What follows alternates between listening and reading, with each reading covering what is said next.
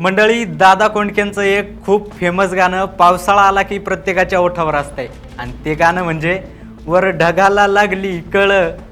बाकी तुम्ही समजदार आहेत. आता हे गाणं आम्ही पावसाळा आलाय म्हणून म्हणत नाही बरं का, तर पुण्यातल्या मेट्रोची अवस्था बघून म्हणतोय. मंडळी, काल पुण्यात मान्सूनपूर्व पावसानं जोराचा धुमाकूळ घातला, पण या पहिल्याच पावसात पुण्यात हजारो कोटी खर्च करून बनवलेल्या मेट्रोची अवस्था म्हणजे नुसती शावर झाली होती. मेट्रोत गळणारं हे पाणी पाहून त्यावर अनेकांनी मीम बनवायला सुरुवात केली. पण हा विषय फक्त मीमचा नाही बरं का. कोट्यावधी रुपये खर्चून बनवलेल्या मेट्रोची अशी दयनीय आणि गळकी अवस्था पाहून पुणेकर जोरदार चिडलेत. काय विषय नक्की पाहूयात या व्हिडिओमधून.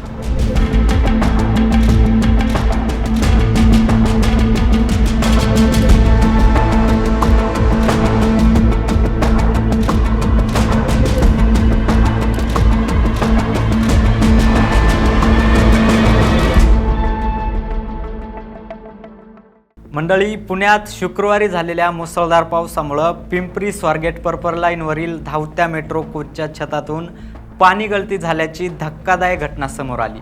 या पहिल्याच मोठ्या पावसानं पुणे मेट्रोच्या अत्याधुनिक पायाभूत सुविधांच्या दर्जांची अत्यंत पोलखोल केली.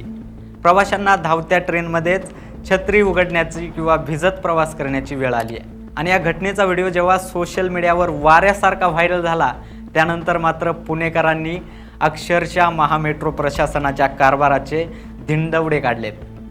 एरवी आपल्या उपरोधिक आणि टोकदार टोमण्यांसाठी प्रसिद्ध असलेल्या पुणेकरांनी सोशल मीडियावर मेट्रोची जोरदार टिंगल टवाळी सुरू केली आहे. नव्यानं सुरू झालेल्या या मेट्रोला ॲक्वा मेट्रो किंवा धावता वॉटर पार्क असे सुद्धा नावं काहींनी दिली आहेत.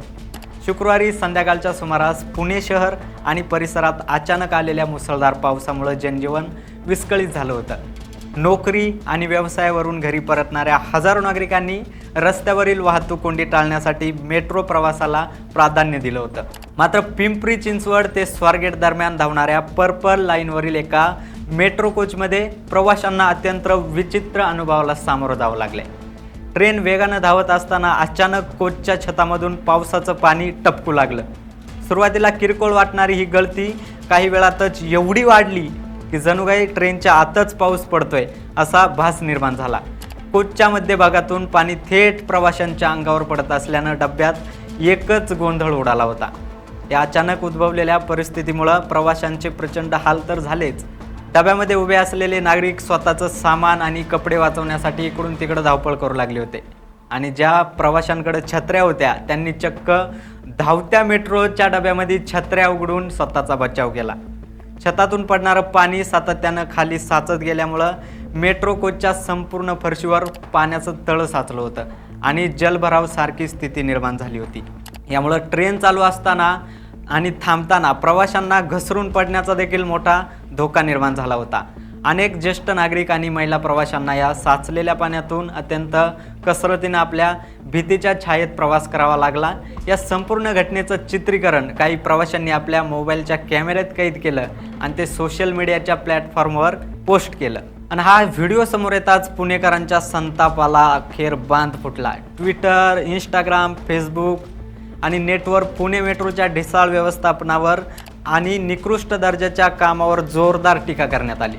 नागरिकांनी थेट प्रश्न विचारलेत, जर पहिल्याच मोठ्या पावसात कोट्यावधी रुपये खर्च करून बांधलेल्या मेट्रोची ही अवस्था होत असेल तर संपूर्ण पावसाळ्यात नागरिकांच्या सुरक्षेची हमी कोण घेणार?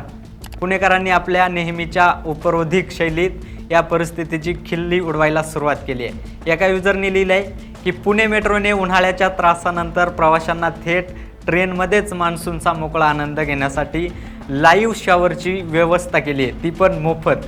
यासाठी प्रशासनाचं आभार मानलं पाहिजेत. तर दुसऱ्या एका युजरनं लिहिलं आहे की ट्रेनचा उल्लेख त्यांनी ॲक्वा मेट्रो असा केला आहे. मेट्रो प्रवासाच्या तिकिटावर आता वॉटर पार्कच्या तिकिटाचाही समावेश करण्यात आला आहे का, असा सवाल प्रशासनाला विचारला आहे.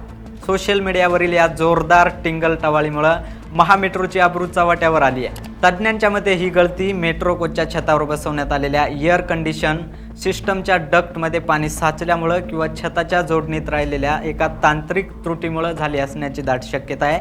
ट्रेन वेगानं धावत असताना हवेच्या दाबाने आणि पाण्याच्या प्रवाहानं ही गळती अधिक तीव्र झाली.